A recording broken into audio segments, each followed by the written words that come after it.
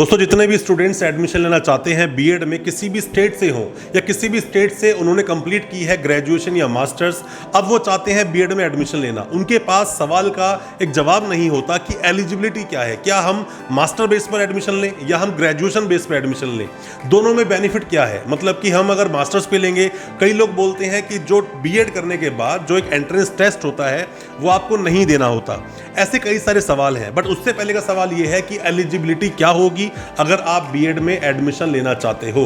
हालांकि एलिजिबिलिटी के ऊपर हमने पहले भी कई वीडियोस बनाए हैं, बट उसमें कई सारी चीजें, क्वेश्चंस जो लोगों ने हमसे पूछे हैं, उन सभी क्वेश्चंस का और बेहतर तरीके से सवाल का जवाब देने की कोशिश करेंगे आज अपनी इस वीडियो में कि एलिजिबिलिटी क्या है बीएड में एडमिशन लेने की। ज्यादा कुछ जानने के लिए दोस्तों बने रहिए हमारे इस वीडियो के साथ। नमस्कार दोस्तों, फिर एक बार आप सभी का तहे दिल से स्वागत करता हूं अपने इस यूट्यूब चैनल पर जिसका नाम है काउंसलिंग इंडिया और मेरा नाम है वीरेंद्र वर्मा।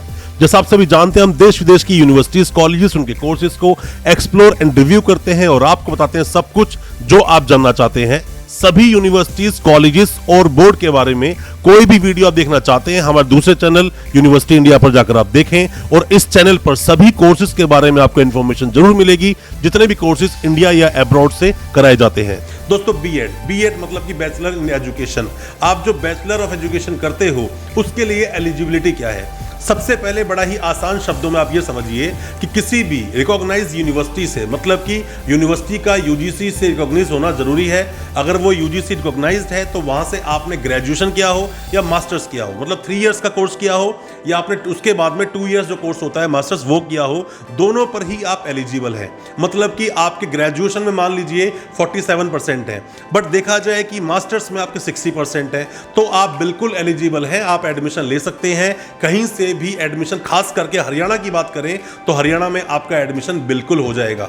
कई सारी यूनिवर्सिटीज, प्राइवेट यूनिवर्सिटी या कुछ गवर्नमेंट यूनिवर्सिटी भी अपना नियम बनाती है कि नहीं, ग्रेजुएशन में ही अगर आपके हैं 50% मार्क्स, उससे ज्यादा मार्क्स होने चाहिए तो ही हम एडमिशन लेंगे, हम मास्टर्स को नहीं मानते हैं। ऐसा भी होता है, बट हरियाणा में ऐसा नहीं है। आपके पास अगर ग्रेजुएशन या मास्टर्स दोनों में से किसी में भी 50% प्लस आपके मार्क्स हैं तो आपके एडमिशन बिल्कुल हो जाएगा। सबसे बड़ा तो क्वेश्चन यही था हमारे सामने जो लगातार पूछा जा रहा था।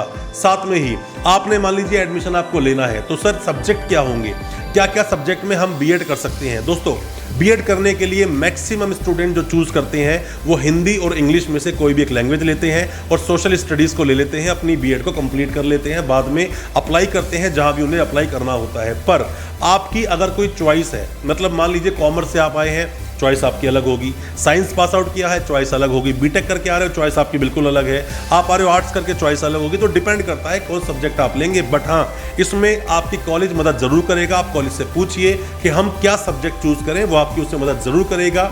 एलिजिबिलिटी का मतलब ये नहीं कि दोस्तों आप सिर्फ एलिजिबल हैं, एडमिशन ले लिया, बट जिस सब्जेक्ट में आप करना चाहते हैं उसमें आपको बीएड ही ना मिले तो बेकार है आपका बीएड करना, क्योंकि आप पर डिपेंड करता है कि आप किस सब्जेक्ट को आगे जाके पढ़ाने वाले हैं। साथ में देखा जाए, चाहे तो आपने ग्रेजुएशन हिंदी मीडियम किया हो या इंग्लिश मीडियम किया हो, मास्टर्स हिंदी मीडियम किया हो, इंग्लिश मीडियम किया हो, फिर भी आप एडमिशन ले सकते हैं हरियाणा में। हरियाणा से बीएड में आपका एडमिशन बिल्कुल हो जाएगा, इसके ऊपर सोचने की बिल्कुल भी जरूरत नहीं है। साथ में ही आप किसी भी स्टेट से हैं, जरूरी नहीं कि आप हरियाणा से ही हो, हरियाणा का ही डोमिसाइल हो, आप किसी भी स्टेट से हैं, आप हरियाणा में आते हैं, आपका एडमिशन हो जाएगा। ये भी आपका एलिजिबिलिटी क्राइटेरिया कंप्लीट यहां पर होता है।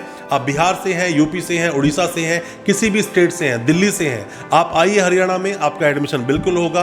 काउंसलिंग में फॉर्म भरा जाएगा, काउंसलिंग मेरिट लिस्ट बनेगी, मेरिट लिस्ट के बाद आपको कॉलेज मिल जाएगा जिस भी यूनिवर्सिटी में आपने फॉर्म भरा है, चाहे वो सीआरएसई हो, चौधरी रणवीर सिंह यूनिवर्सिटी जो जींद में है, एमडीयू से फॉर्म भरा हो, महर्षि दयानंद यूनिवर्सिटी जो कि रोहतक में है, डी कृष्ण से भरा हो, कुरुक्षेत्र से भरा हो, जितनी भी गवर्नमेंट यूनिवर्सिटी से कहीं से भी आपने एडमिशन में अगर आपने फॉर्म फिल किया है काउंसलिंग में, आपका एडमिशन हो जाएगा। चाहे आप किसी भी स्टेट के हैं, आप एडमिशन बिल्कुल ले सकते हैं।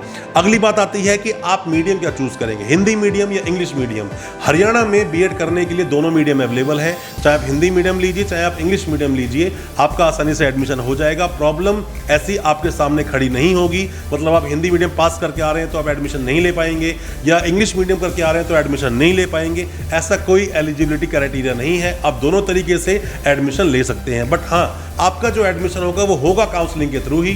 काउंसलिंग होगी, कभी कभी लास्ट ईयर तो ऐसा हुआ था कि सभी कॉलेजेस को खुद ही अप्रूवल मिल गया था कि आप अपने अकॉर्डिंग लिस्ट बनाकर भेजें, जो आपके एडमिशन हैं उनका एडमिशन कर दिया जाएगा कोविड की वजह से। अभी भी इस साल भी ऐसा हो सकता है, बट ऑनलाइन काउंसलिंग आने के पूरे चांसेस हैं। ऑनलाइन आप फॉर्म फिल जरूर कर पाएंगे और डायरेक्ट एडमिशन भी ये हो सकता है। एलिजिबिलिटी ये भी है कि आपको जरूरी नहीं कोई एंट्रेंस देके आना होगा, आप सीधा आइए, डायरेक्ट एडमिशन लीजिए, आप उसके लिए बिल्कुल एलिजिबल हैं, कोई एंट्रेंस का सिस्टम नहीं है। और भी कई सारी चीजें हैं जो बेनिफिट्स आपको मिलते हैं, पर अगर देखा जाए एलिजिबिलिटी क्राइटेरिया में 2-3 चीजें ही आपको ध्यान रखनी है। पहली बात तो ये कि 50% मार्क्स का होना बहुत जरूरी है। दूसरी बात ये, जो ग्रेजुएशन या मास्टर्स किया किसी भी रिकॉग्नाइज यूनिवर्सिटी से किया हो, ऐसा ना हो कि कोई यूनिवर्सिटी पे केस चल रहा हो या कोई यूनिवर्सिटी को यूजीसी का अप्रूवल मान्यता ही रद्द हो गई हो, आपने वहाँ से डॉक्यूमेंट ले लिए, वो डॉक्यूमेंट नहीं चलेंगे। माइग्रेशन आपके पास आपका होना चाहिए या फिर टाइम रहते आप उसको सबमिट जरूर करा दें। इन चीज़ों का आप अगर ध्यान रखेंगे तो आपको एमडीयू या फिर किसी भी यूनिवर्सिटी जो हरियाणा में चलती हैं, चाहे वो सीआरएसयू हो, आपको समस्या का सामना करना नहीं पड़ेगा। कोई भी किसी भी तरह के सवाल है, डाउट्स हैं, या आप एडमिशन में असिस्टेंस चाहते हैं, एडमिशन लेना चाहते हैं, जानना चाहते हैं कौन सी यूनिवर्सिटी अच्छी है, कौन से कॉलेज अच्छे हैं, आप हमें व्हाट्सएप करें, हम आपको उसका रिप्लाई जरूर करेंगे और आपको बताएंगे सब कुछ। जो भी कोई डाउट्स हैं उनको क्लियर करने की कोशिश जरूर करेंगे। दोस्तों, अच्छा लगा हमारे वीडियो को ज़्यादा शेयर करें दोस्तों, परिजन, परिवार में, ताकि वो भी जान सके क्या कुछ चल रहा है एजुकेशन की दुनिया में। और हमारे चैनल को सब्सक्राइब करना बिल्कुल ना भूलें, साथ में लगा बेल आइकन जरूर दबा दें ताकि हर तरह के एजुकेशन से रिलेटेड नोटिफिकेशंस आप तक पहुंच सके सबसे पहले। हमारी वीडियो को जरूर लाइक करें। बहुत बहुत शुक्रिया, धन्यवाद हमारी वीडियो के साथ बने रहने के लिए।